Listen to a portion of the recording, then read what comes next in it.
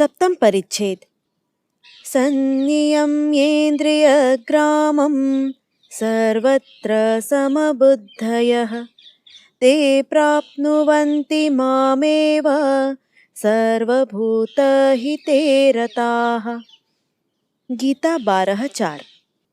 श्रीयुक्त केशव सेन के साथ नौका विहार। सर्वभूत हिते रत।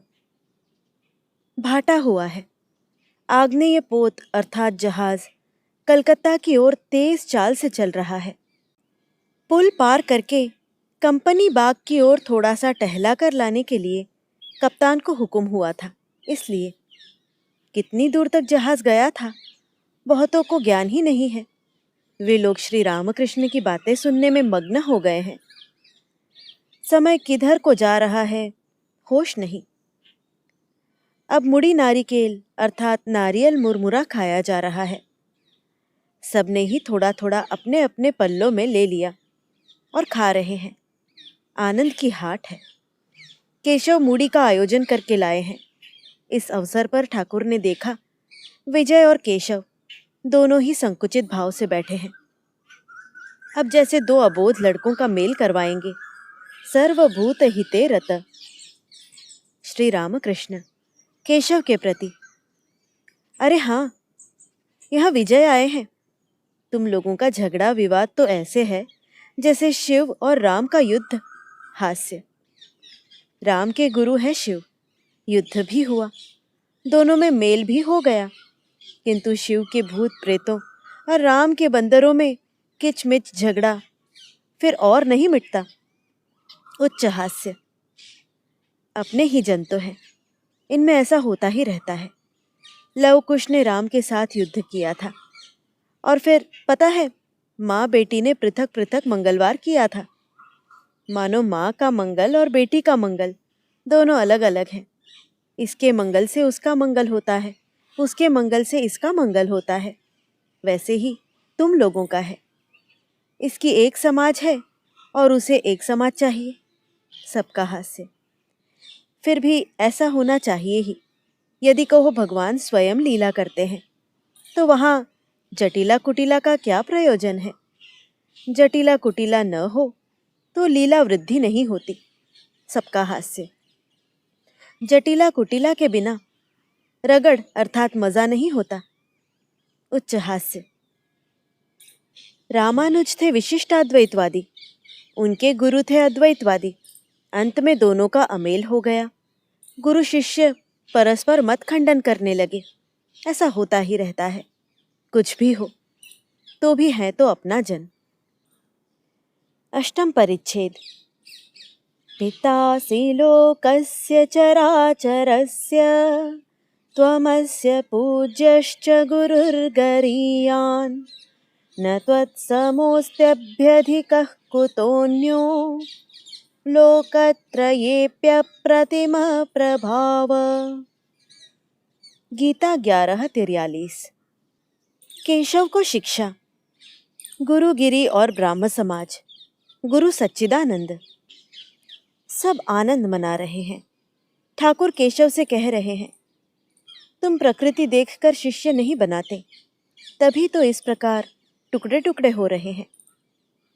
मनुष्य देखने में तो सब एक जैसे होते हैं, किंतु प्रकृति भिन्न भिन्न होती है। किसी में सत्वगुण अधिक होता है, किसी में रजोगुण अधिक, किसी में तमोगुण। गुजिया देखने में सब एक ही सी लगती हैं, किंतु किसी में खोए का पूर, किसी के भीतर नारियल का कस, किसी में उड़द की दाल का पूर होता है। सबका हास्य। मेरा भाव क्या है जानते हो? मैं खाता पीता हूँ और सब माँ जानती है। 3 शब्दों से मेरे शरीर पर कांटा चुभता है। गुरु, कर्ता और पिता। गुरु तो एक सच्चिदानंद है, वे ही शिक्षा देंगे। मेरा संतान भाव है। मनुष्य गुरु तो लाखों मिल जाते हैं। सभी गुरु होना चाहते हैं। शिष्य कौन बनना चाहता है? लोक शिक्षा देना बड़ा कठिन है। यदि वे सामने हो और आदेश दे तो फिर हो सकता है। नारद, शुकदेव आदि को आदेश हुआ था, शंकर को हुआ था। आदेश बिना हुए कौन तुम्हारी बात सुनेगा? कलकत्ता के आंदोलन को तो जानते ही हो। जब तक लकड़ी जलती है, दूध फट से उबल पड़ता है। लकड़ी खींच लेने पर कहीं कुछ भी नहीं। कलकत्ता के लोग तो झोंकी हैं। अभी यहाँ पर कुआं खोदने लगे। कारण जल चाहिए।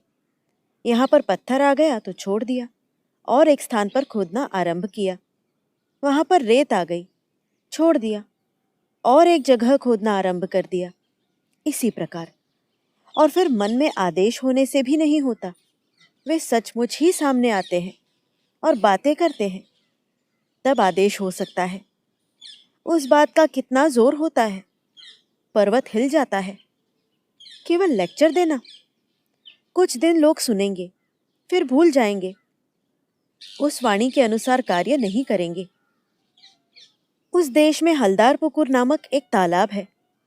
वहां किनारे नित्य प्रातः लोग बाह्य कर दिया करते थे। जो प्रातः आते वे लोग खूब गालियां आदि देते। फिर दूसरे दिन भी वैसा ही होता। बाह्य बंद नहीं होता। सबका हास्य। तब लोगों ने कंपनी से कहा। उन्होंने एक चपरासी भेज दिया। उस चपरासी ने एक नोटिस लगा दिया, बाह्य मत करो। तब सब बंद हो गया। सबका हास्य। जो व्यक्ति शिक्षा देगा उसके पास चपरास चाहिए। उसके बिना हुए हंसी की बात हो जाती है। अपनी ही शिक्षा नहीं होती, फिर औरों को शिक्षा देना। अंधे का अंधे को रास्ता दिखाने ले जाना, हास्य।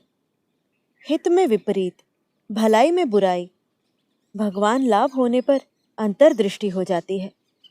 तब रोग क्या है समझ में आता है, उपदेश दिया जाता है। आदेश न रहने से मैं लोक शिक्षा देता हूँ, यह अहंकार हो जाता है। अहंकार अज्ञान से होता है। अज्ञान से यह बोध हो जाता है कि मैं करता हूँ। ईश्वर करता है, ईश्वर ही सब कर रहे हैं, मैं कुछ नहीं करता। यह बोध हो जाए तो वहाँ जीवन मुक्त है। मैं करता, यह बोध रहने से ही तो समस्त जितना भी है सब दुख, अशांति। नवम परिच्छेद। तस्मादसक्तः सततं कार्यं कर्म समाचर, असक्तो ह्याचरन् कर्म परमाप्नोति पुरुषः। गीता 3:19। केशव आदि ब्राह्म भक्तों को कर्म योग के संबंध में उपदेश। श्री रामकृष्ण केशव आदि भक्तों के प्रति। तुम कहते हो जगत का उपकार करना। जगत क्या इतना सा ही है जी? फिर तुम कौन हो जो जगत का उपकार करोगे? उनका साधन द्वारा दर्शन करो, उनको प्राप्त करो, वे शक्ति देंगे, तब फिर सबका हित कर सकते हो, नचेत नहीं। एक जन भक्त, जितने दिन वे न प्राप्त हों उतने दिन क्या सब कर्म त्याग करें? श्री रामकृष्ण नहीं, कर्म त्याग क्यों करोगे? ईश्वर का चिंतन, उनका नाम गुणगान, नित्य कर्म, ये समस्त करने होंगे। ब्राह्म भक्त, संसार के कर्म, विषय कर्म? श्री रामकृष्ण हाँ, वह भी करोगे, गृहस्थ चलाने के लिए जितना प्रयोजनीय है। किंतु रो रो कर निर्जन में उनके निकट प्रार्थना करनी होगी कि जिससे ये समस्त कर्म निष्काम भाव से किए जाएं। और कहोगे, हे ईश्वर, मेरे विषय कर्म कम कर दो, क्योंकि हे प्रभु, देखता हूँ कि अधिक कर्मों में जड़ित हो जाने पर तुम्हें भूल जाता हूँ। मैं मन में सोचता हूँ निष्काम कर्म कर रहा हूँ, किंतु सकाम हो जाता है। संभवतः दान सदाव्रत अधिक करने लगने पर लोकमान्य होने की इच्छा हो गई। शंभू मल्लिक ने अस्पताल, औषधालय, स्कूल, रास्ते, तालाब की बात की थी। मैंने कहा, सामने जो पड़ गया, जिसके किए बिना नहीं चलता, उसको ही निष्काम होकर करना चाहिए। इच्छा करके अधिक कार्य में लगना अच्छा नहीं, ईश्वर को भूल जाता है। काली घाट पर दान ही करने लग गया, काली दर्शन तो फिर हुआ ही नहीं। हास्य। पहले जिस किसी प्रकार से धक्का धुक्की खाकर भी काली दर्शन करना चाहिए, तत्पश्चात दान जितना भी करो या न करो, इच्छा हो तो खूब करो, ईश्वर लाभ के लिए ही तो कर्म होता है। शंभू को तभी तो कहा था, यदि ईश्वर सामने आए उन्हें क्या कहोगे? बहुत से अस्पताल डिस्पेंसरियां बना दो। हास्य। भक्त कभी भी वह बात नहीं कहता, बल्कि कहेगा, ठाकुर मुझे अपने पाद पद्मों में स्थान दो, अपने संग में सर्वदा रखो, पाद पद्मों में शुद्धा भक्ति दो। कर्मयोग बड़ा कठिन है। शास्त्र में जो कर्म करने के लिए कहा है, कलियुग में करना बड़ा कठिन है, अन्नगत प्राण है। अधिक कर्म चलता नहीं। ज्वर होने पर, कविराजी चिकित्सा करने पर रोगी ही जो इधर हो जाता है। अधिक देर नहीं सह सकता, अब डी गुप्त चाहिए। कलियुग में भक्ति योग, भगवान का नाम गुणगान और प्रार्थना चाहिए। भक्ति योग ही युग धर्म है। ब्राह्म भक्तों के प्रति तुम लोगों का भी भक्ति योग है। तुम हरि नाम करते हो, माँ का गुणगान करते हो, तुम लोग धन्य हो। तुम्हारा भाव तो सुंदर है। वेदांतवादियों की भांति तुम लोग जगत को स्वप्नवत नहीं कहते। वैसे ब्रह्मज्ञानी तुम लोग नहीं हो, तुम भक्त हो। तुम लोग ईश्वर को व्यक्ति, पर्सन कहते हो, यह भी सुंदर है। तुम भक्त हो, व्याकुल होकर पुकारने पर उन्हें अवश्य प्राप्त करोगे। 10वां परिच्छेद। सुरेंद्र का घर नरेंद्र प्रभृति के संग में। अब जहाज कोयला घाट पर लौटकर आ गया। सब उतरने का प्रयत्न करने लगे। कमरे से बाहर आकर देखते हैं, कोजागर का पूर्ण चंद्र हंस रहा है। भागीरथी वक्ष कौमुदी की लीला भूमि बना हुआ है। ठाकुर श्री रामकृष्ण के लिए गाड़ी मंगवाई गई। कुछ देर के बाद मास्टर और 2-1 भक्तों के साथ ठाकुर गाड़ी पर चढ़े। केशव का भतीजा नंदलाल भी गाड़ी पर बैठे। ठाकुर के संग थोड़ी दूर जाएंगे। गाड़ी में सबके बैठ जाने पर ठाकुर ने पूछा, कहाँ है वे, कहाँ है? अर्थात केशव कहाँ है? देखते ही देखते केशव अकेले आ उपस्थित हुए। मुख पर हंसी। आते ही पूछा, कौन कौन इनके संग जाएगा? सबके गाड़ी पर बैठ जाने के पश्चात केशव ने भूमिष्ठ हो ठाकुर की पदधूलि ग्रहण की। ठाकुर ने भी सस्नेह संभाषण करके विदा ली। गाड़ी चलने लगी। अंग्रेज मोहल्ला, सुंदर राजपथ, पथ के दोनों ओर सुंदर सुंदर अट्टालिकाएं। पूर्ण चंद्र उदय हुए हैं। अट्टालिकाएं मानो विमल शीतल चंद्र किरणों में विश्राम कर रही हैं।